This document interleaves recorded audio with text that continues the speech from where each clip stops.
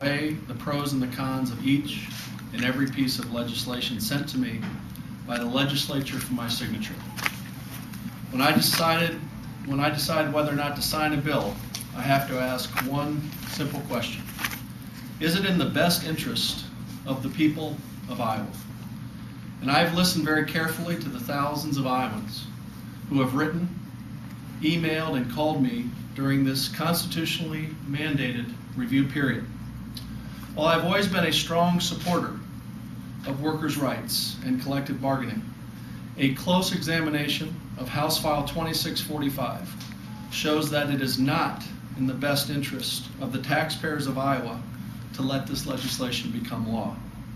It is vaguely written with the potential for far-reaching, unintended consequences that could obligate the citizens of Iowa to substantial new public expenditures. Therefore, I will veto the bill. In addition, I am vetoing the legislation that would give me and my fellow statewide elected officials a pay raise. In this time of economic uncertainty, I believe it's wrong to raise elected officials' salaries. I believe it's wrong to say to the people of Iowa that you have to tighten your belts, but elected officials don't. There will be those who will criticize my actions. This is to be expected. It's part of the job. But as Harry Truman said, the buck stops here. Iowans are right to demand responsibility and results from state government. And Iowans expect that the people they hire to run the state continue to live in the same world and deal with the same economic reality they deal with every day. We're in this together, and working together, we are building a stronger Iowa. I will now be happy to take your questions. 2 weeks ago, in regards to the pay raise issue, you said it was likely that you would sign it. What happened in the past few days?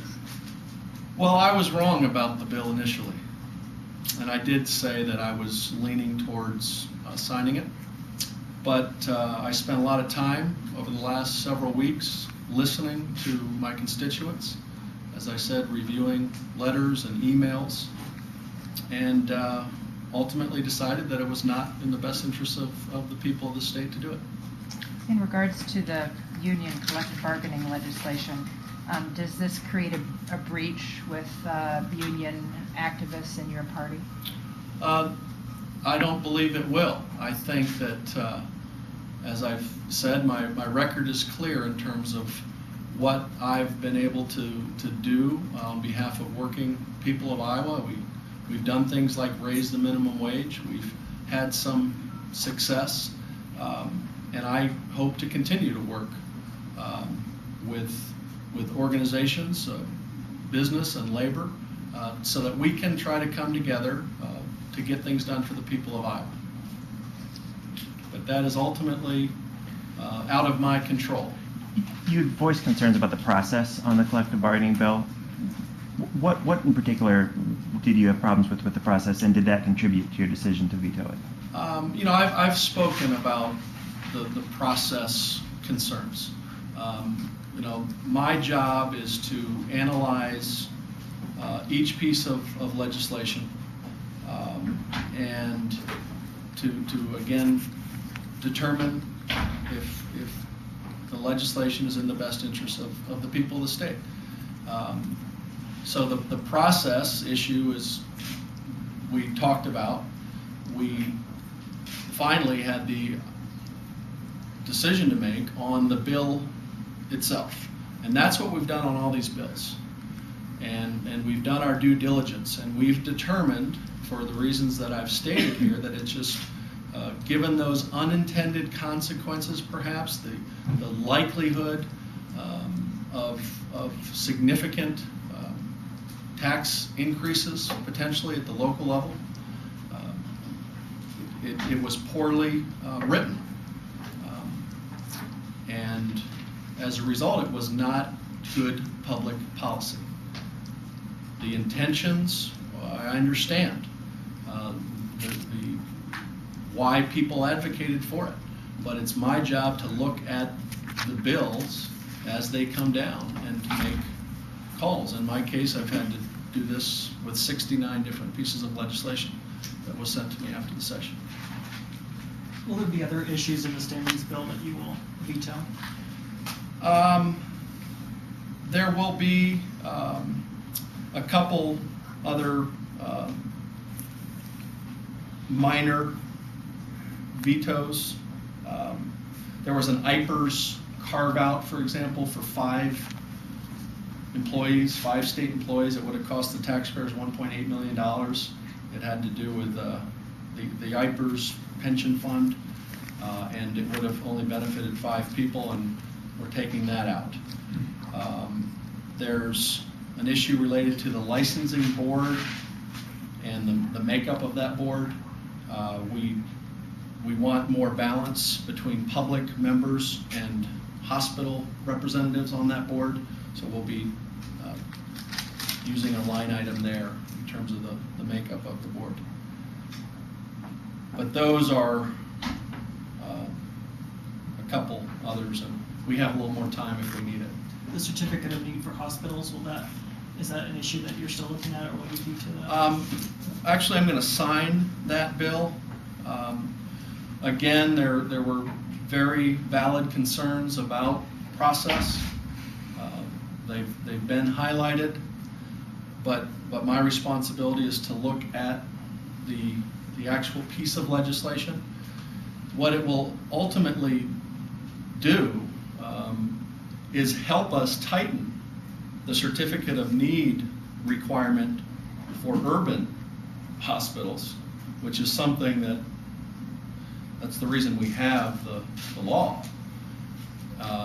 And it will help at the same time those rural critical care hospitals, 82 of them potentially. And in terms of access to health care, to medical professionals in rural Iowa, that is a real issue. So again, I think very fair questions and concerns have been raised about how this was done. But if you look at the bill in its entirety, it actually helps us in terms of the certificate of need issue, especially for those urban hospitals. And there certainly that was not an easy decision to arrive at, but I've made that decision as well. What about the local option sales tax issue? We are also going to let that become law.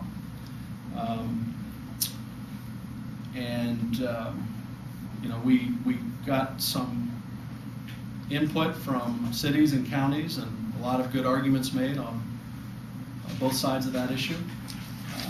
But at the end of the day, we're going to go ahead and sign that into law. On the salaries issue, is that just the elected officials you're vetoing, or is it also the judges?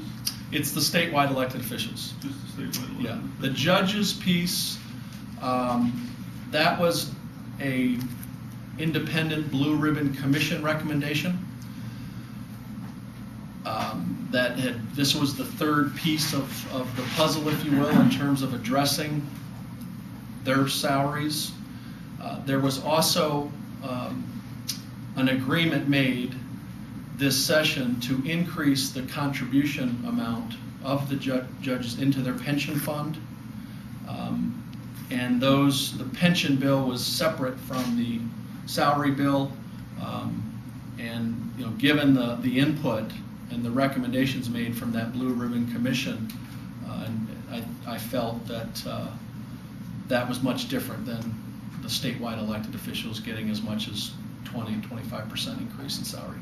On the collective bargaining issue, is that something that you might come back next year with a recommendation on what might be something incremental or middle ground, or do you consider that just to be a dead issue and not come up again? Well, I have said that we need to find common ground, that we have to have the courage to debate tough issues like collective bargaining, to make a good case for why things like discipline and discharge should become part of the negotiations or part of the agreement, if you will, between labor and management. I mentioned that in my State of the State. So